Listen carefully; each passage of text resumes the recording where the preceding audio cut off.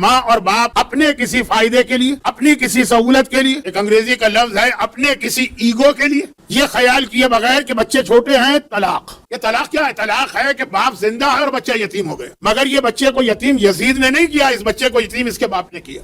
یہ طلاق کیا؟ ماں زندہ ہے اور بچہ یتیم ہو گیا، اور اس بچے کو یتیم کسی ظالم اور کافر اور کسی چنگیز خان اور ہلاکو خان نے نہیں کیا، اس کو اس کی ماں نے یتیم کیا. جو ہمارے پرانے زمانے کی عورتیں تھیں وہ بڑے مظالم برداشت کرتی تھی اپنے شوہروں سے، آج کی تو خواتین سوچ بھی نہیں سکتی ہیں، لیکن صرف اپنی اولاد کی خاطر گزارا کرتی تھی. کیا ان کو ثواب ملا؟ کتنا اجر ملا؟ وہ تو قیامت کے دن آپ دیکھ کے رش کریں گے. لیکن آج اتنی چھوٹی چھوٹی باتوں، وہ ایگو پرابلم ہے نا کہ ہر آدمی جو ہے نا وہ کسی کے سامنے جھکنے کو تیار نہیں. وہ یہ عقل دل میں آ گئی ہے، ایروگینس، مردوں میں بھی عورتوں میں بھی، اور کسی سے کمپرومائز کرنے والی چیز ہی ختم ہو گئی. گھر کے اندر جس کے ساتھ زندگی گزارنا ہے، اس کے سامنے جھکنا، سوری کہنا، تھینک یو کہنا، اپنی غلطی نہ بھی ہو تو بھی مان لینا، اسی نیچر سے گھر چلتے.